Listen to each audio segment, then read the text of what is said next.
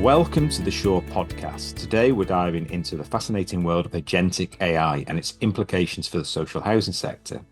I'm Stuart, your host, and as usual, we're joined by Chris Shaw, MD of Shaw Consulting. So, Chris, can you just start by explaining what agentic AI is? Thanks, Stuart. Yes. And so agentic AI refers to artificial intelligence systems that can act autonomously. They can adapt to any new situations and they help organizations to proactively achieve goals, much like a human agent would be. Unlike traditional automation, though, which tends just to handle repetitive tasks, the agentic AI excels in managing complex, high-value interactions and can make independent decisions. This actually sounds like a huge step forward. So, how does it differ from the AI tools that social housing providers might already be using? I think the key difference lies in its level of autonomy and adaptability.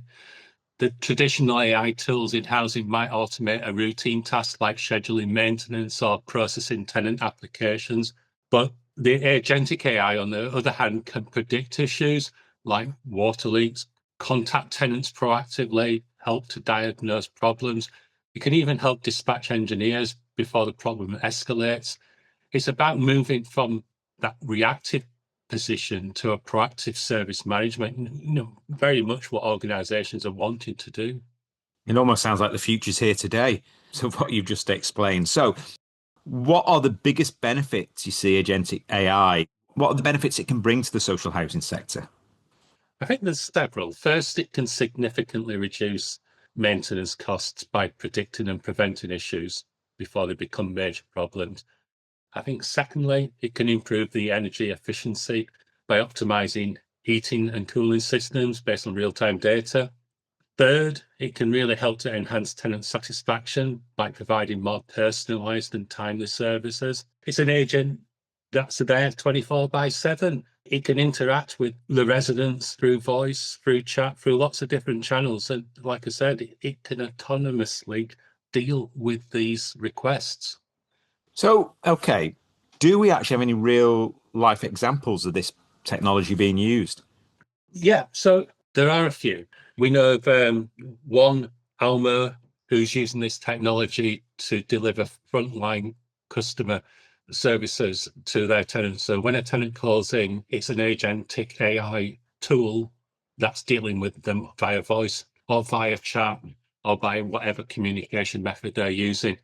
And it's doing that initial diagnostic of the request and even providing the answers to that request or fulfilling that request. There's a number of organizations that are using the agentic AI solutions to monitor their building conditions and predict the maintenance needs. That's led to fewer emergency repairs and reducing the overall cost of maintaining those properties. It's evolving, so there's lots of potential here. So, are there any examples of where it's actually made a difference? You touched on one earlier about it could detect water leaks. Yeah, it can do. I mean, obviously, you've got to have the leak detection sensor in that property to then send that information through to the platform, to the agentic AI to actually do something about it. But anywhere where we might have a sensor that's giving us information that then gets passed to one of these agentic AI agents, we can get it then to do something and make a decision and take an action and to fulfill that request or that need.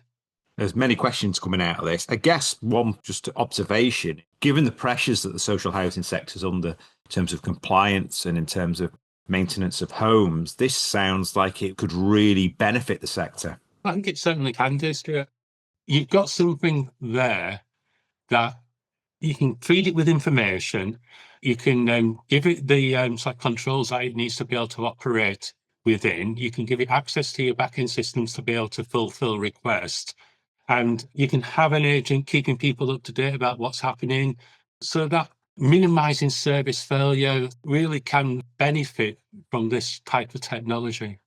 Excellent. Okay, so beyond operational efficiencies, how can it improve tenant engagement and living conditions? I think it's that personalization of Mm. service to the customers.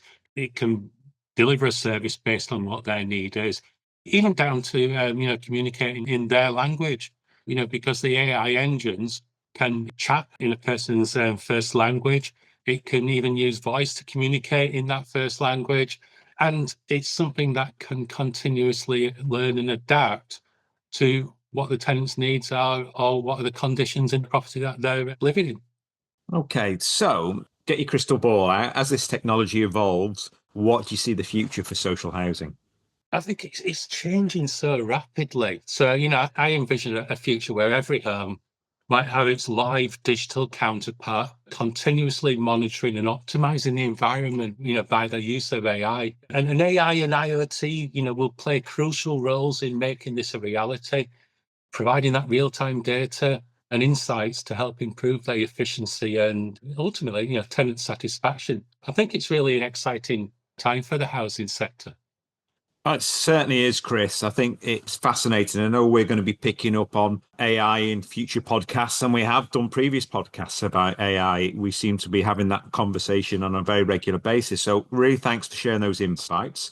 If you'd like to learn more, listeners, you can contact Chris on LinkedIn. And thanks for joining us. And we look forward to seeing you next time on another Sure podcast. Thank you.